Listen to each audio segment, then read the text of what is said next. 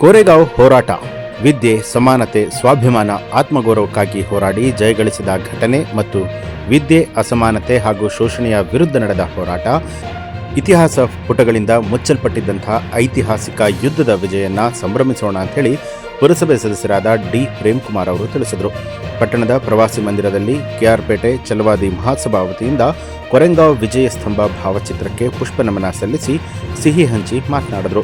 1818ರಲ್ಲಿ ನೂರಾರು ಮಹಾನ್ ಸೈನಿಕರು 28,000 ಸೈನಿಕರ ಪೇಳ್ವೆಗಳೊಂದಿಗೆ ಅಂದರೆ ಎರಡನೇ ಬಾಜಿರಾಯರ ಸೈನ್ಯವನ್ನು ಮಣಿಸಿ ವಿಜಯ ಸಾಧಿಸಿದ ಯುದ್ಧದಲ್ಲಿ 22 ವೀರ ಸೇನಾನಿಗಳು ಮೃತರಾದ ಹಿನ್ನೆಲೆಯಲ್ಲಿ ಅವರ ಸ್ಮರಣಾರ್ಥ ಕೊರೆಂಗಾಂವ್ನಲ್ಲಿ 75 ಅಡಿ ಎತ್ತರದ ಸ್ತಂಭ ನಿರ್ಮಿಸಲ್ಪಟ್ಟಿದ್ದನ್ನು ಬಾಬಾ ಸಾಹೇಬ್ ಅಂಬೇಡ್ಕರ್ ಅವರು ವಿದೇಶದಲ್ಲಿ ವ್ಯಾಸಂಗ ಮಾಡುವಾಗ ಪುಸ್ತಕಗಳನ್ನು ಓದಿ ಭಾರತದಲ್ಲಿ ನಡೆದ ನೈಜ ಇತಿಹಾಸವನ್ನು ಗುರುತಿಸಿದ್ರು.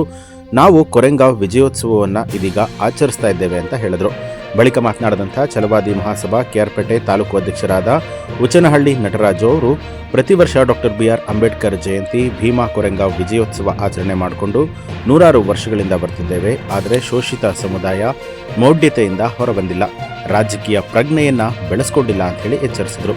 ಈ ಸಂದರ್ಭದಲ್ಲಿ ಛಲವಾದಿ ಮಹಾಸಭಾ ತಾಲೂಕು ಉಚನಹಳ್ಳಿ ನಟರಾಜ್, ದಲಿತ ಹಿರಿಯ ಮುಖಂಡರಾದ ಸೋಮಸುಂದರ್, ಛಲವಾದಿ ಮಹಾಸಭಾದ ರಾಜ್ಯ ಉಸ್ತುವಾರಿ ಮಾಂಬಳ್ಳಿ ಜಯರಾಮ್, ಕರ್ನಾಟಕ ರಕ್ಷಣಾ ಸ್ವಾಭಿಮಾನಿ ಸೇನಾ ಜಿಲ್ಲಾ ಉಪಾಧ್ಯಕ್ಷರಾದ ಅಗ್ರಹಾರ ಬಾಚಹಳ್ಳಿ ಕಾಂತರಾಜು, ತಾಲೂಕು ಅಧ್ಯಕ್ಷರಾದ ಸಮೀರ್, ದಲಿತ ಯುವ ಮುಖಂಡರಾದ ಹರಿಹರಪುರ ನರಸಿಂಹ, ಬೆಮ್ಮನಹಳ್ಳಿ ವೀರಭದ್ರ, ಆಲಂಬಾಡಿ ಕಾವಲು ಚನ್ನಕೃಷ್ಣ ಸೇರಿದಂತೆ ಹಲವಾರು ಜನರು ಉಪಸ್ಥಿತರಾಗಿದ್ದರು.